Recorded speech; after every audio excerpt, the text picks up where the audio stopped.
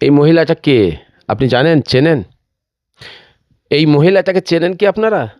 সবচেয়ে প্রথম কথা হচ্ছে, এই সব মহিলা, নোংরা মহিলা কোনোকে সমাজে তোলা হচ্ছে, হিরো বানানো হচ্ছে। এরা হচ্ছে নোংরা মহিলা, যারা দেশকে সম্মান জানে না, যারা দেশের ভ্রাতৃত্বকে বোঝে না, রাজ্যের ভ্রাতৃত্বকে বোঝে না, সম্মানকে বোঝে না। এদের ঘাড়ে কিছু মিডিয়া আছে, তারা নিয়ে এসে তারা সমাজে এদের ঘাড়ে তুলে ধরছে। এই সমস্ত নোংরা চ্যানেলগুলোর বিরুদ্ধে আমাদের লাগতে হবে। এই নোংরা চ্যানেলগুলো বন্ধ করাতে হবে।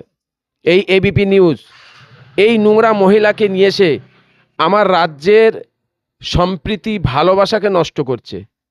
এর রাইটটা কে দিয়েছে? এদের পিছনে কেন প্রশাসন নজর দেয় না? এদের ওপরে কেন ইউপিএ লাগায় না? এদের তো বিরুদ্ধে লাগাক। আজকে যারা অন্যায়ের বিরুদ্ধে কথা বলবে তাদের পিছনে ইউপিএ লাগানো হচ্ছে, আর যারা হচ্ছে রাজ্যের দেশের সম্মানের উপরে অ্যাটাক করছে, সম্প্রীতি ভালোবাসা ভ্রাতৃত্বকে নষ্ট করছে, তাদের উপরে কোথাও ইউপি লাগায় না? ওই নোংরা মহিলা জানে এই দেশকে স্বাধীন করেছিল কারা? এই দেশের জন্যে এপিজে আব্দুল কালাম কি করেছেন? নিজের সব কিছু ত্যাগ করে দেশের জন্য, দেশের সম্মানকে পৃথিবীর জমিনে ইতিহাস করার জন্য সে কত কষ্ট করেছে, এই নোংরা মহিলা চেনে, জানে?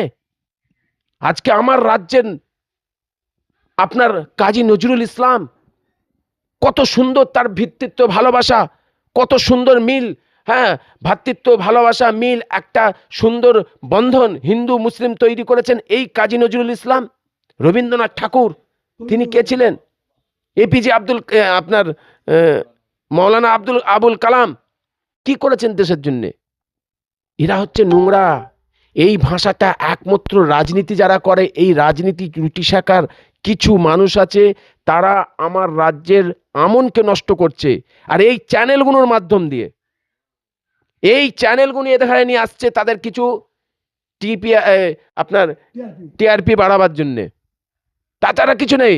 কিন্তু টিআরপি বাড়াতে গিয়ে দেশের সম্মান, দেশের ভালোবাসা, দেশের ভ্রাতৃত্ব, দেশের মানকে নষ্ট করছে এই চ্যানেলগুলো। কেন প্রশাসন এই চ্যানেলগুলোকে ধরে না? কেন প্রশাসন এই চ্যানেলগুলোকে কথা বলছে না?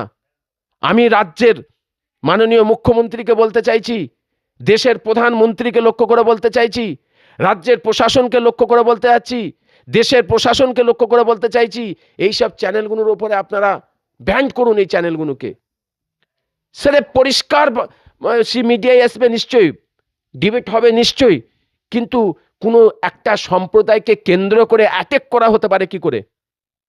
কেন অ্যাটাক করবে একটা সম্প্রদায়কে লক্ষ্য করে? এর বিরুদ্ধে কেন কথা বলে না? এইটাই আমাদের প্রশ্ন, এইটাই আমাদের প্রশ্ন। মানে আপনার সোশ্যাল মিডিয়ার মাধ্যম দিয়ে জনসাধারণের আম মানুষের কাছে আমার প্রশ্ন, যে একটা সম্প্রদায়কে সবসময় টার্গেট করা হয় কেন? কেন অন্য সম্প্রদায় টেররিস্ট নেই? অন্য সম্প্রদায়ের কথা যদি তুলে ধরা হয়, অন্য সম্প্রদায় কত দেখাবো টেররিস্ট? টেররিস্টের কোনো মানে আছে নাকি, ধর্ম আছে নাকি? কোন কে মুসলিম, কে খ্রিস্টান, কে জৈন, কে হিন্দু? এই চ্যানেলগুলোকে দ্বারাই সমাজ নষ্ট করছে। তাই আমি এই ফুরফুরা দরবার শরীফ থেকে পীরজাদা নাজিমউদ্দিন সকল সম্প্রদায়ের মানুষের কাছে অনুরোধ, এদের বিরুদ্ধে আমাদের লড়াই, এদের বিরুদ্ধে আমাদের নামতে, আমাদের সম্প্রীতির বিরুদ্ধে, সম্প্রীতি যে আছে সম্প্রীতিকে নষ্ট করছে যেই দল, সেই দলের বিরুদ্ধে আমাদের নামতে হবে।